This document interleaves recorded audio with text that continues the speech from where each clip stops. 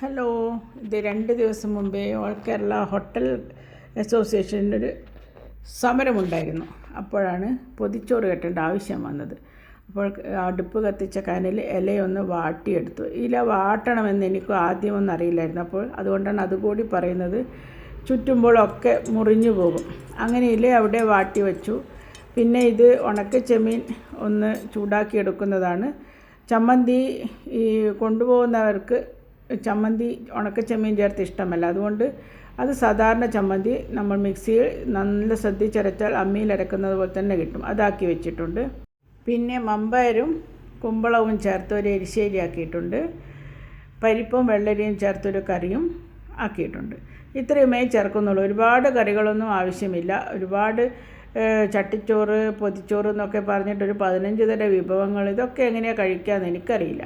പിന്നെ കൊണ്ടുപോകുന്ന എൻ്റെ ഭർത്താവിനും ഒരുപാട് കറികളൊന്നും വലിയ ഇഷ്ടവുമല്ല. അതുകൊണ്ട് ഞാൻ വളരെ മിതമായിട്ടാണ് ഉള്ളത്. നല്ല ടേസ്റ്റിലും കുറച്ചളവിലും വേണം എന്നേ ഉള്ളൂ. അപ്പോഴങ്ങനെ ചോറ് വിളമ്പി, മത്തൻ്റെ എരിശ്ശേരി വിളമ്പി. അത് മാത്രമേ ചോറിൽ വിളമ്പുന്നുള്ളൂ. വേറൊരു ഇലക്കഷ്ണം വാട്ടിയിട്ട് അതിലാണ് ചമ്മന്തി വെച്ചത്. ഞാൻ പൊതിച്ചോറൊന്നും അങ്ങനെ ആക്കാത്ത ആളാണ്. ഇതുവരെ അങ്ങനെ കൊണ്ടുപോകേണ്ട ആവശ്യവും ഉണ്ടായിട്ടില്ല. എത്രയോ വർഷമായി ആക്കിയിട്ട്. അപ്പോൾ ശരിക്കും ഇതൊന്ന് പഠിച്ച് പ്രാക്ടീസ് ചെയ്യാൻ കുറച്ച് ബുദ്ധിമുട്ടി. നല്ല വൃത്തിക്ക് ചുറ്റാനൊന്നും ഹോട്ടലിൽ നിന്നൊക്കെ ഇങ്ങനെ പാർസലാക്കി വെക്കുന്നതൊക്കെ കണ്ടുവച്ചിട്ടുണ്ട്. അങ്ങനെയൊക്കെ ഒരുവിധം ഒപ്പിച്ചെടുത്തതാണിത്. അങ്ങനെ അത് ചുറ്റി വെച്ചിട്ടുണ്ട്. പിന്നെ കറിപ്പാത്രത്തിലാണ് കറി ഒഴിച്ചത്. പരിപ്പും വെള്ളരിയും ചേർത്ത കറിയും ചൂടുവെള്ളവും കൊണ്ടുപോകാൻ. ഇത്രയുമേ കൊണ്ടുപോകാൻ ആക്കിയിട്ടുള്ളൂ. അത്ര ആക്കി കഴിഞ്ഞപ്പോൾ ഒരു ആഗ്രഹം, നമ്മൾ വീട്ടിലില്ലേ, രാവിലെ ചോറൊക്കെ ആയിട്ടുണ്ട്, നമുക്കും ഇതൊക്കെ കഴിക്കാൻ ഇങ്ങനെ പൊതിച്ചോറ് കെട്ടിവെച്ച് ഒന്ന് ആക്കിക്കൂടെ എന്നൊരു മോഹം. അപ്പോൾ ആ ചമ്മന്തിയിൽ ഈ വാട്ടി വെച്ച ഉണക്കച്ചെമ്മീനിട്ട് ഒന്ന് തിരിച്ചെടുത്താൽ നമ്മുടെ ഉണക്കച്ചെമ്മീൻ ചമ്മന്തിയായി.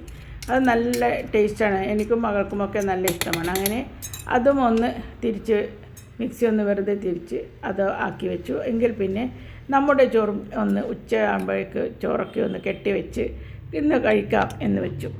അങ്ങനെ 2 ഇല വാട്ടിയെടുത്തിട്ടുണ്ട്. അതിൽ പിന്നെ ചമ്മന്തി അതിൽ തന്നെ വെച്ചു. ഇലയൊന്നും വാട്ടിയില്ല.